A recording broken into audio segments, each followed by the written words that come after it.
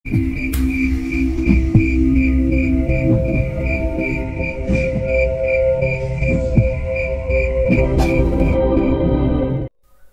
ini dialami Dullah yang waktu itu baru saja menjadi pengantin baru.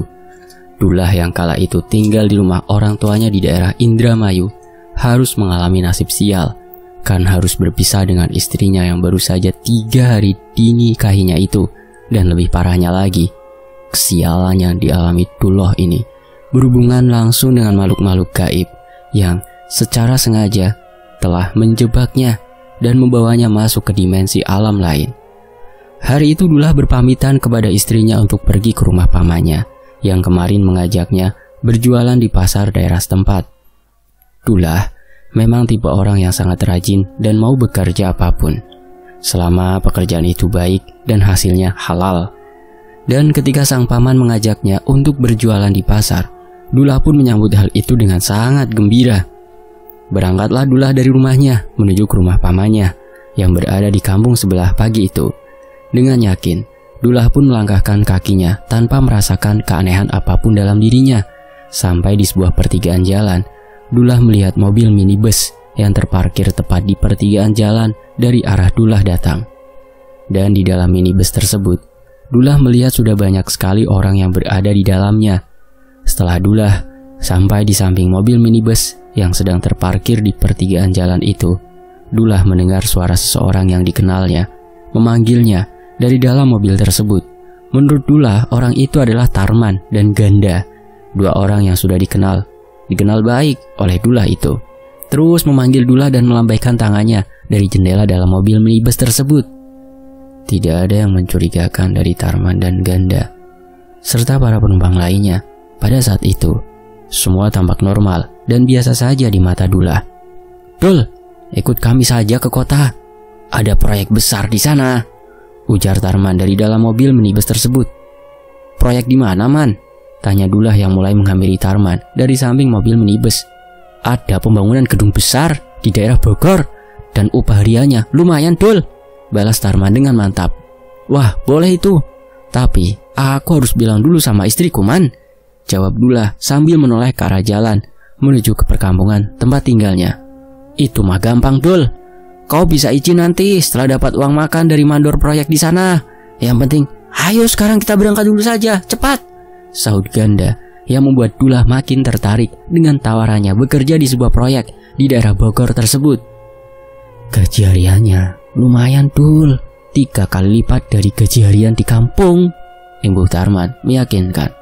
"Ya sudahlah, aku ikut," jawab Dullah dengan yakin. Ganda pun terlihat berjalan ke arah pintu minibus dan membukakan pintu mobil tersebut dan meminta Dullah segera masuk karena mobil itu akan segera berangkat. Ketika Dullah masuk ke dalam mobil minibus yang sudah penuh dengan orang yang akan bekerja di sebuah proyek pembangunan gedung bertingkat tersebut, Dullah pun duduk di samping Ganda. Tapi anehnya, setelah Dullah duduk, Dullah merasakan kantuk yang sangat luar biasa. Dan ketika mobil minibus yang ditumpanginya mulai berjalan, Dullah pun mulai tertidur dengan sangat pulas saat itu. Entah sudah berapa lama Dullah tertidur, tiba-tiba saja Ganda membangunkannya dan mengajaknya turun dari dalam mobil minibus tersebut. Dullah yang sempat kaget pun mulai mengikuti langkah Ganda yang berjalan di depannya saat itu. "Udah sampai Anda?" tanya Dullah yang merasa sangat bingung dengan tempatnya berada saat itu. "Sudah, Dul. Lihat itu, di sanalah kita akan bekerja nanti. Sekarang kita istirahat dulu di tempat yang sudah disediakan untuk para pekerja di sini," jawab Ganda menjelaskan. "Loh, Tarman di mana, Nda?" tanya Dullah sambil menoleh ke kiri dan kanannya mencari Tarman yang merupakan tetangga dari desa sebelah tempat tinggal Dullah. "Tarman ada di ujung. Dia tinggal di sana, Dul," jawab Ganda sambil terus melangkah ke sebuah rumah kecil yang bangunannya mirip dengan sebuah bedeng tempat para pekerja proyek biasa tinggal. "Ini tempat kamu istirahat, Dul. Besok kita berangkat ke proyek itu sama-sama. Sekarang kamu istirahat dulu di sini ya," imbuh Ganda menjelaskan kepada Dullah. "Terus kamu tinggal di mana, Nda?" tanya Dullah yang merasa tidak nyaman ketika harus berada di tempat asing itu sendirian. "Aku ada di bangunan sebelah sana, Dul. Nanti kapan-kapan aku ajak kamu menginap di tempatku," Sekarang kau di sini dulu dan beristirahatlah, supaya besok kau siap untuk mulai bekerja, jawab Ganda yang segera berpamitan dari tempat mereka berada saat itu. Dullah yang mulai merasa tidak nyaman dengan keadaan di sekitarnya pun mau tidak mau melangkah masuk ke dalam sebuah bangunan yang telah disediakan untuknya. Langit yang terlihat kelabu di sana membuat Dullah teringat akan istrinya yang baru 3 hari dinikahinya. Dullah pun mulai merasa menyesal atas keputusannya saat itu yang tanpa pikir panjang lagi mau ikut bersama Tarman dan Ganda tersebut, karena Dullah juga akan berpisah dengan istrinya untuk waktu yang Dullah sendiri belum diketahui. Hari pertama Dullah bekerja di tempat yang menurut Dullah sangatlah aneh pun dimulai. Dullah bersama banyak orang bekerja seperti layaknya orang-orang yang bekerja di sebuah proyek pembangunan gedung-gedung bertingkat pada umumnya. Tapi hal yang membuat Dullah mulai tidak nyaman adalah di tempatnya berada saat itu, dia sama sekali tidak melihat matahari di sana. Yang Dullah temui hanyalah langit kelabu dan suasana sejuk tanpa sedikit pun sinar matahari. Singkat cerita, Dullah yang sedari hari pertama sudah menandai keberadaannya di tempat itu dengan mengguratkan satu garis pada dinding rumah yang ditempatinya seorang diri, sudah mendapati 7 garis di balik dinding tersebut. Dullah yang merasa sudah tidak betah dan ingin segera bertemu dengan istrinya, mulai memberanikan diri bertanya kepada nenek Simah yang setiap hari mengantarkan makanan ke tempat Dullah tinggal. Nenek Simah yang bertugas membangunkan Dullah di pagi hari sambil membawakan sarapan untuknya dan juga kembali mendatangi Dullah sepulangnya Dullah dari proyek pembangunan gedung tersebut, hanya tersenyum ketika Dullah yang merasa bingung dengan tempatnya berada saat itu, menceritakan keinginannya dan juga kejanggalan-kejanggalan yang ditemuinya selama berada di tempat itu. Maaf Nek, nama daerah di sini apa ya Nek? Saya merasa seperti aneh berada di tempat ini Nek, tanya Dullah sepulangnya Dullah dari bekerja. Sudahlah Nak, kamu tidak akan percaya jika nenek menceritakan hal yang sebenarnya. Sekarang makanlah makananmu ini dan beristirahatlah setelah itu, jawab Nek Simah yang segera berlalu pergi dari rumah kecil tempat Dullah berada. Dullah yang kesal mendengar jawaban dari Nek Simah pun menggerutu sendiri sambil mulai memakan makanan yang sudah ada di hadapannya saat itu. Dan setelah itu, Dullah merasa kantuknya datang dan segera masuk ke dalam bangunan tempat tinggalnya itu, yang dengan sendirinya menjadi terang ketika langit gelap dan cahaya di rumah itu menghilang ketika hari telah berubah menjadi siang. Di hari ke-8, Dullah bekerja di tempat tersebut. Dullah yang penasaran dengan keberadaan Tarman dan juga Ganda yang tidak lagi ditemuinya semenjak Dullah berada di tempat itu pun segera mencari keberadaan teman yang menjadi tetangga kampungnya itu. Tapi setelah seharian Dullah mengelilingi bangunan yang sudah berdiri beberapa lantai itu, Dullah tidak dapat menemukan keberadaan Tarman dan juga Gandhi. Khawatir dengan keadaannya saat itu, Dullah pun memberanikan diri bertanya kepada seseorang yang sedang membersihkan lantai di sebuah ruangan di lantai dasar bangunan tersebut. Tapi orang yang juga bekerja di sana itu tidak menjawab sepatah kata pun pertanyaan yang ditanyakan oleh Dullah. Karena merasa kesal, Dullah pun langsung menendang ember kaleng yang ada di hadapannya orang tersebut. Tapi hal mengerikan yang tidak pernah dibayangkan oleh Dullah pun terjadi saat itu. Merasa terganggu dengan apa yang dilakukan oleh Dullah, orang yang bersama Dullah di sebuah ruangan itu tiba-tiba berubah menjadi sangat menyeramkan. Wajah orang yang tidak dikenal Dullah itu tiba-tiba berubah menjadi pucat, dan dari kedua mata, hidung dan juga telinganya mengeluarkan darah segar yang berbau sangatlah anyir. Dullah yang sangat tersentak pun perlahan menjauh dari orang yang terlihat sangatlah menakutkan itu. Tubuh orang yang tadinya kering sama sepertinya itu perlahan terlihat basah kuyup dan meneteskan air yang sangat banyak. Selain itu, kulit di tubuh orang yang berubah menjadi sosok mengerikan itu kini perlahan mengelupas dan mengeluarkan bau busuk yang sangat menyengat. Dullah yang sangat ketakutan pun mulai berlari keluar dari dalam ruangan tersebut dan bergegas keluar dari dalam proyek gedung tempatnya bekerja. Puluhan pasang mata dari orang-orang yang bekerja di proyek tersebut memandang tajam ke arah Dullah yang berlari sambil berteriak ketakutan itu. Tapi langkah Dullah berhenti oleh sosok Tarman yang tiba-tiba saja muncul dan mencoba menenangkan Dullah. Tarman mengatakan, Dula harus kembali ke tempatnya bekerja saat ini, karena akan ada pengecekan pekerja yang akan dilakukan oleh Mandor Garda. Menurut Tarman, Mandor Garda itu adalah sosok yang tegas dan tidak segan-segan menghabisi orang-orang yang tidak menaati peraturan di tempat itu. Jadi, Tarman menyarankan jika dia ingin pulang, maka Dula harus cepatnya kembali bekerja, tanpa harus merisaukan apapun yang terjadi di tempat itu, karena tidak ada pilihan lain. Dula pun mengikuti apa yang dikatakan oleh Tarman, walau sebenarnya Dula sudah tidak berniat lagi untuk melanjutkan pekerjaannya di sana. Sesampainya Dula di lantai atas tempat di mana Dula ditempatkan oleh orang yang mengatur para pekerja di sana, Dula menyaksikan sendiri betapa menakutkannya sosok Mandor Garda yang mendatanginya di sebuah ruangan tempatnya mengerjakan pekerjaannya. Sosok Mandor Garda adalah sosok manusia, tapi tubuhnya sangatlah besar dan memiliki punggung yang terlihat bergerigi di balik pakaian yang dikenakannya. Sosok Mandor Garda adalah sosok yang sangat ditakuti di tempat itu. Hal itu disaksikan sendiri oleh Dula ketika semua orang yang ada di ruangan tersebut hanya menundukkan kepala ketika Mandor Garda berada di sana. Hari itu merupakan hari terpanjang bagi Dula yang sudah tidak ingin bekerja lagi di sana.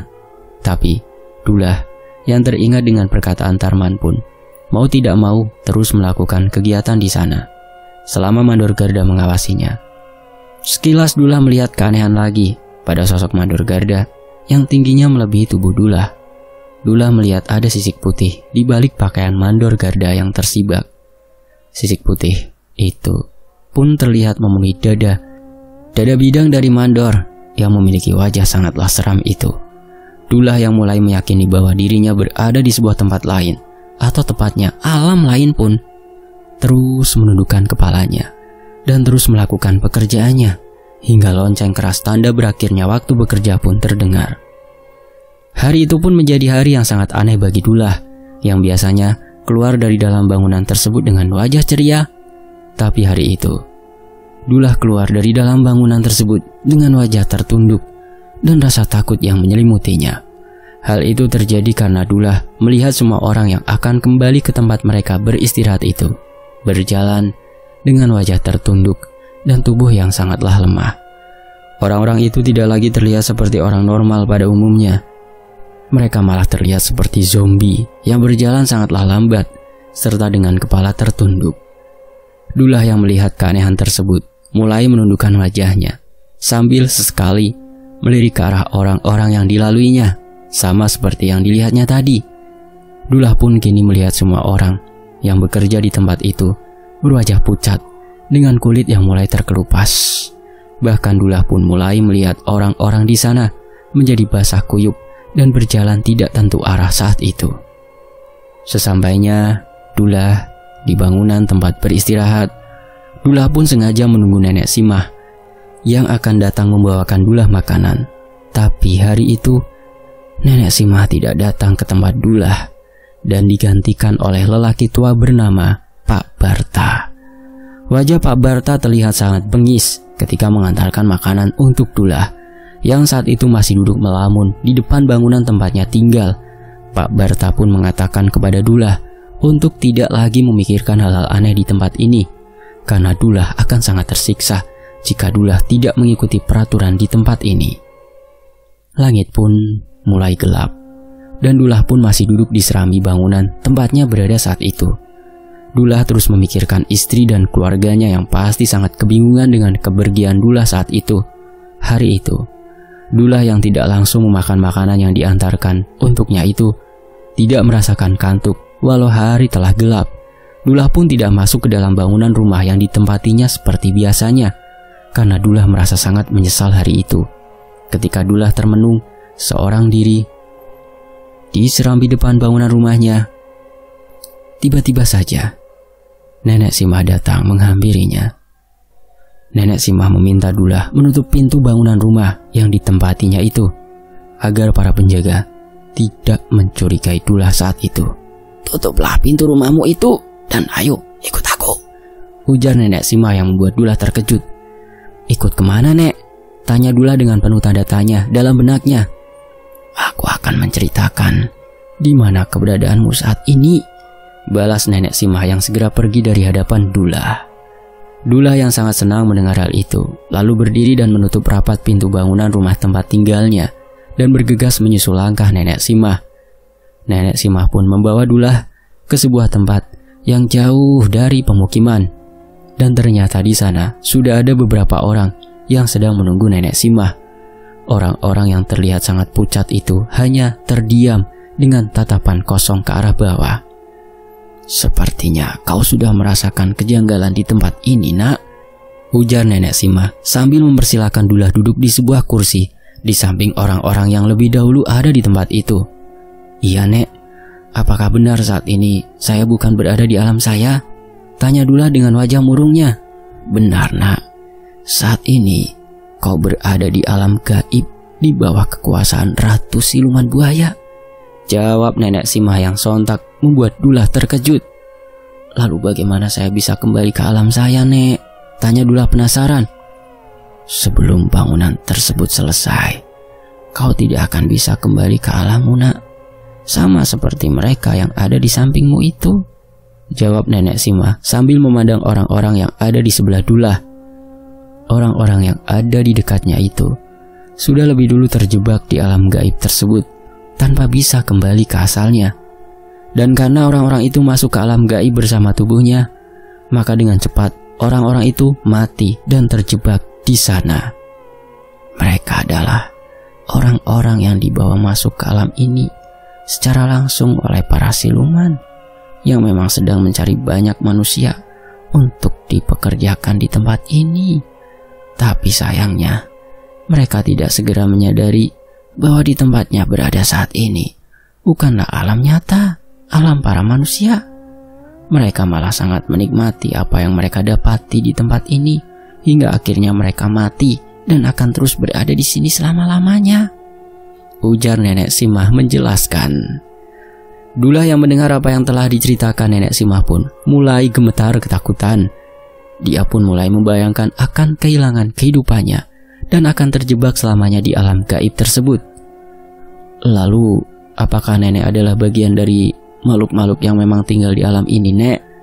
tanya Dullah dengan nada suara gemetar.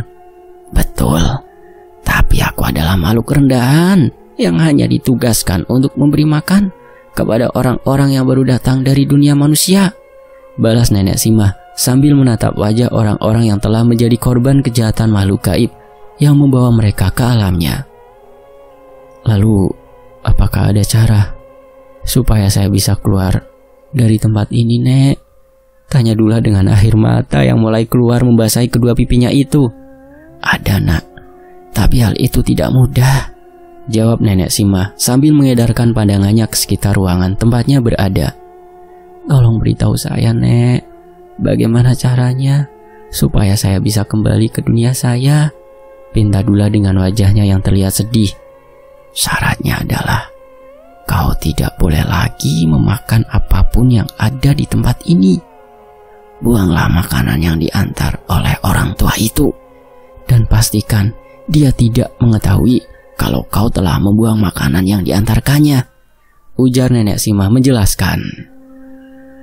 Mendengar apa yang dikatakan Nenek Simah, Dullah pun merasa senang dan merasa siap untuk melakukannya. Walaupun harus kelaparan, tapi Dullah rela asal tidak mati di tempat antah berantah itu. Dullah yang ingin segera kembali ke alamnya pun mulai membuang semua makanan yang diantarkan oleh kakek Barta. Yang entah mengapa kakek itu dapat menggantikan sosok Nenek Simah yang biasanya mengantarkan makanan untuk Dullah saat itu. Sejak malam itu, Dullah tidak lagi memakan makanan yang diantarkan kakek Barta. Tapi anehnya, Dullah tidak merasakan kelaparan seperti di dunia nyata, walau Dullah tidak memakan dan meminum apapun di sana. Setelah 3 hari tidak memakan apapun di sana, penglihatan asli Dullah pun mulai terbuka saat itu. Kini, Dullah dapat melihat sosok-sosok asli orang-orang yang bekerja bersamanya di dalam bangunan gedung bertingkat itu. Dullah yang berada di sebuah ruangan bersama 5 orang lainnya yang juga sedang mengerjakan pekerjaan di ruangan itu mulai mendapati hal-hal aneh. Pria bertubuh kecil yang memang setiap harinya menggunakan pakaian yang sama itu mulai menunjukkan wujud aslinya. Selain memiliki wajah pucat dan darah yang keluar dari setiap lubang yang ada di kepalanya, sosok orang yang sudah beberapa hari bekerja dengannya itu terlihat basah kuyup. Hal itu sontak membuat Dullah ketakutan, tapi Dullah yang sudah diberitahu oleh Nenek Simah pun harus menahan rasa takutnya dan menghadapi apapun yang akan terjadi di tempatnya berada. Sosok pengawas yang bergantian mengawasi para pekerja pun mulai terlihat aneh di mata Dullah. Kadang Dullah melihat tangan pengawas yang datang ke ruangan tempatnya bekerja itu berkuku panjang dan hitam serta memiliki sisik. Kadang juga Dullah melihat sosok pengawasnya menjulurkan lidahnya yang hitam dan bercabang dua. Dullah yang sebenarnya sudah tidak tahan dengan hal-hal aneh yang dilihatnya itu ingin menyerah, tapi keinginannya yang besar untuk kembali ke alamnya itu membuatnya terus membiasakan diri dengan hal-hal aneh yang telah ditemuinya. Setelah 7 hari, Dullah tidak makan dan tidak minum di alam itu. Dullah pun mulai dicurigai oleh kakek Barta yang merasa aneh dengan sikap Dullah. Malam itu ketika Dullah sedang bersiap untuk tidur, tiba-tiba saja pintu bangunan rumah tempat Dullah berada pun diketuk oleh Pak Barta, Tarman, dan juga Ganda. Ketiga orang tersebut meminta Dullah untuk keluar dari dalam rumahnya. Tapi Dullah memilih diam, tidak menjawab panggilan Tarman dan juga Ganda yang terdengar terus memanggilnya dari arah luar. Dullah memilih untuk tetap diam dan bertahan di tempatnya berada saat itu. Suasana pun kembali terdengar hening setelah Tarman, Ganda, dan juga kakek Barta pergi dari depan bangunan rumah yang menjadi tempat Dullah beristirahat. Tapi tidak lama kemudian datang Nenek Simah yang juga mengetuk pintu rumah tempat Dullah berada serta terus memanggilnya dari arah luar. Dullah yang awalnya merasa senang karena Nenek Simah mendatanginya pun segera bangkit dari tidurnya dan bergegas menuju ke arah pintu rumahnya tersebut. Tapi Dullah yang mencium bau anyir darah serta bau bangkai yang sangat menusuk itu segera menghentikan langkahnya dan kembali lagi ke tempatnya berbaring tadi.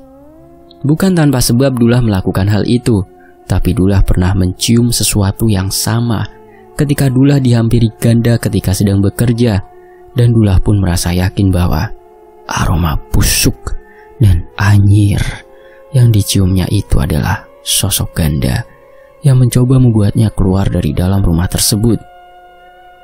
Tidak lama kemudian, Dullah pun tertidur karena rasa kantuk yang sangat berat mulai mendatanginya. Di tengah rasa kantuknya tersebut, tiba-tiba saja Dullah mendengar samar-samar suara azan menggema di sekitarnya. Dan tidak lama berselang, Dullah melihat langit-langit di bangunan rumah tempatnya tinggal mengeluarkan cahaya. Dullah yang tidak kuasa menahan rasa kantuknya tersebut berusaha bangkit untuk berdiri karena Dullah merasa sudah mendapati jalannya untuk kembali ke dunia nyata, ke alam manusia. Ketika Dullah sedang berjuang melawan rasa kantuknya tersebut, tiba-tiba saja pintu bangunan rumah yang ditempatinya itu terdengar akan dibuka secara paksa. Suara keras itu sontak membuat Dullah terkejut dan membuat Dullah semakin memacu dirinya untuk dapat segera bangkit dan meraih cahaya yang membentuk lingkaran yang berada tidak jauh dari tempatnya saat itu.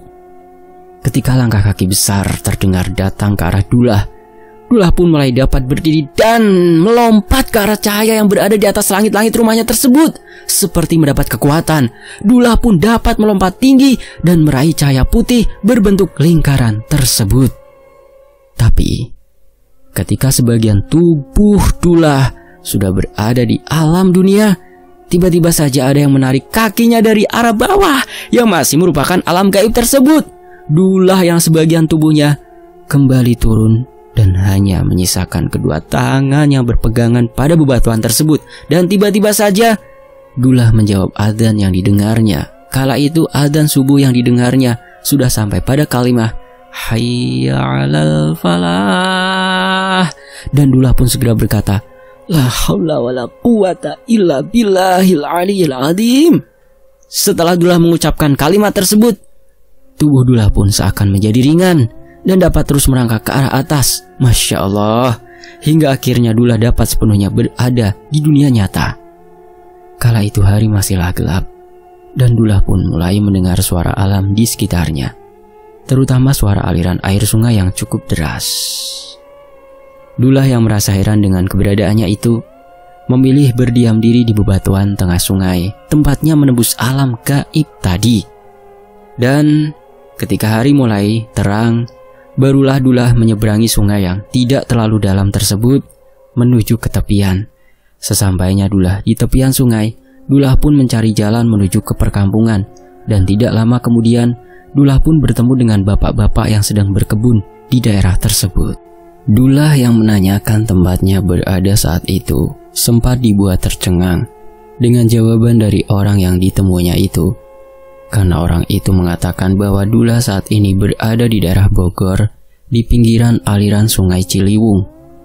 "Kamu dari mana, Cang?" tanya bapak-bapak Parubaya yang merasa asing dengan Dullah saat itu. "Saya dari Indramayu, Pak," jawab Dullah sambil mengedarkan pandangannya ke sekitar. "Kamu dari Indramayu? Kok bisa sampai di sini, Jang? Gimana ceritanya?" tanya bapak yang bernama Pak Kosim tersebut. "Saya diajak teman saya bekerja di sebuah proyek, Pak. Tapi ternyata proyek tersebut bukanlah di dunia nyata. Proyek gedung besar itu ada di alam gaib, Pak," jawab Dullah yang sedang memegang gelas berisi air putih yang baru saja diberikan oleh Pak Kosim. "Kalau cerita kamu benar, kamu teh sudah diambil oleh siluman buaya putih penguasa sungai ini, Jang," balas Pak Kosim yang wajahnya terlihat sangat keheranan dengan apa yang telah diceritakan Dullah tadi. "Sepertinya iya, Pak, karena saya melihat orang-orang yang bekerja bersama saya memiliki wajah sangat pucat, dan tiba-tiba saja orang itu terlihat basah kuyup seperti orang yang tercemplung ke dalam sungai, Pak," Imbu Dullah menceritakan. "Tapi apakah benar saat ini saya sudah berada di dunia nyata, Pak, alam manusia?" tanya Dullah sambil terus mengedarkan pandangannya ke arah sekitar. "Benar atuh, Jang, masa Bapak bohong? Kamu sekarang sedang berada di daerah Bogor, dan sungai itu adalah sungai Ciliwung, Jang," jawab Pak Kosim sambil terus meyakinkan Dullah. "Kalau begitu saya pamit dulu, Pak. Saya harus segera pulang karena istri dan keluarga saya pasti sedang kebingungan mencari saya," ujar Dullah sambil bersalaman dengan Pak Kosim. Dullah yang menjadi linglung dan juga tidak mempercayai orang-orang yang ditemuinya, memilih berjalan kaki ke arah Kelapa II Depok untuk menemui temannya yang tinggal di sana. Dari pagi itu, Dullah harus menahan haus dan lapar hingga Dullah sampai di rumah Kang Jaman yang tinggal di daerah Kelapa II Depok. Di sepanjang jalan dari Bogor hingga sampai di Depok, Dullah hanya berjalan sambil menundukkan kepalanya ke arah bawah. Dullah hanya berhenti dan bertanya kepada orang yang ditemuinya arah ke Depok waktu itu. Dan setelah 1 hari 1 malam berjalan, Dullah pun akhirnya dapat bertemu dengan Kang Jaman dan menceritakan apa yang telah dialaminya.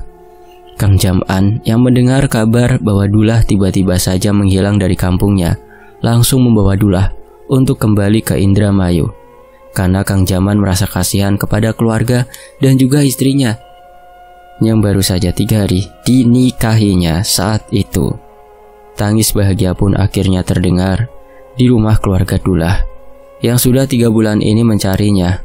Bahkan keluarga Dullah pun sudah pergi ke rumah kiai dan juga orang-orang yang mengerti akan hal-hal gaib di sana. Tapi semua orang yang didatangi keluarga Dullah pun mengaku tidak dapat menerawang keberadaan Dullah saat itu. Istri Dullah yang sudah pasrah dan ingin kembali ke rumah orang tuanya pun menangis bahagia dengan kembalinya orang yang sangat disayanginya itu. Hal yang sangat sulit dipercaya oleh orang-orang yang mendengar cerita dari Dullah adalah datangnya sebuah minibus yang sudah dipenuhi banyak orang saat itu. Orang-orang berpikir bahwa tidaklah mungkin makhluk gaib dapat mewujudkan minibus di alam nyata ini.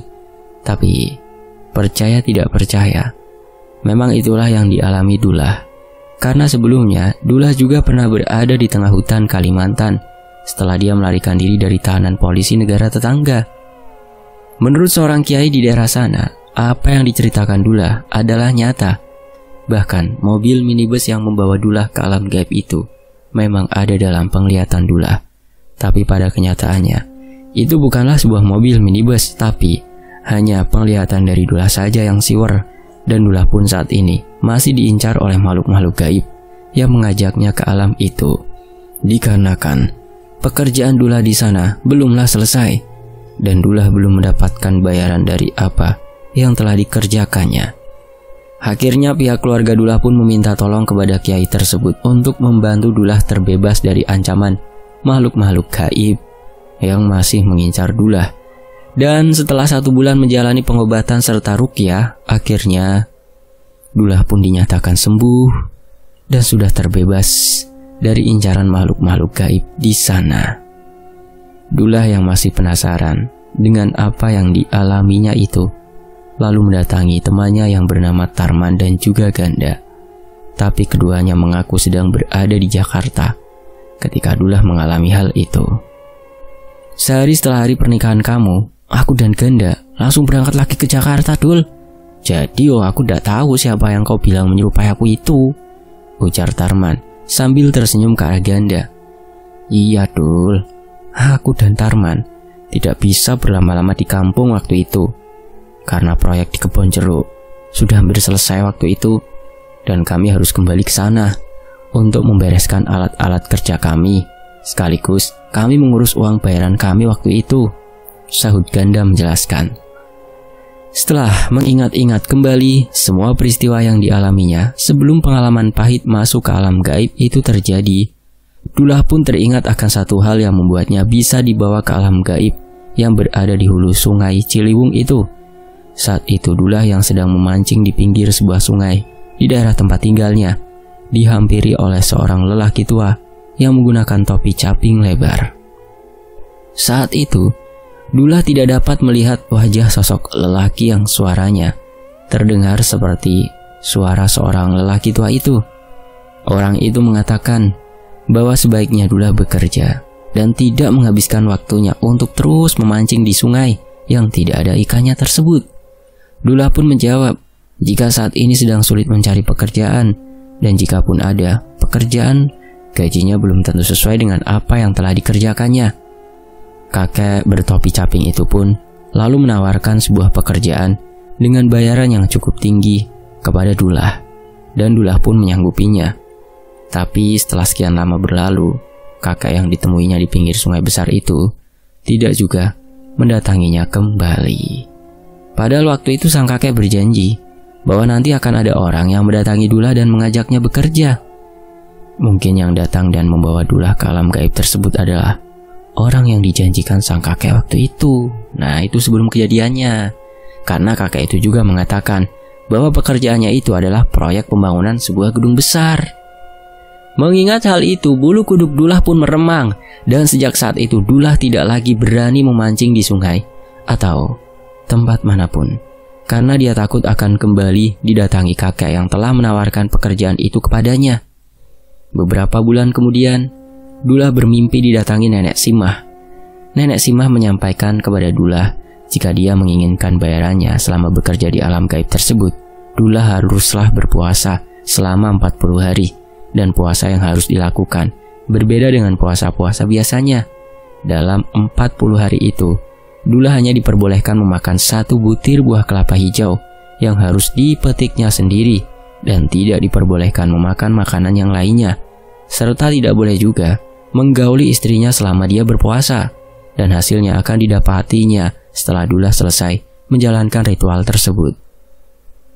Karena Dullah tidak dapat memanjat pohon kelapa, maka Dullah pun hingga saat ini belum pernah melakukan puasa yang telah disampaikan oleh Nenek Simah yang menjadi penolong Dullah ketika dia berada di alam gaib tersebut. Selain itu, Nenek Simah juga menceritakan tentang siapa sebenarnya Mandor Garda, yang tidak lain adalah Panglima Siluman Buaya yang memimpin pasukan dari kerajaan siluman tersebut. Sedangkan orang-orang yang ditemuinya di sana adalah orang-orang yang mati tenggelam di sepanjang aliran sungai tersebut. Tidak heran jika Dullah sering melihat sosok-sosok yang berada di sana tiba-tiba terlihat basah kuyup itu.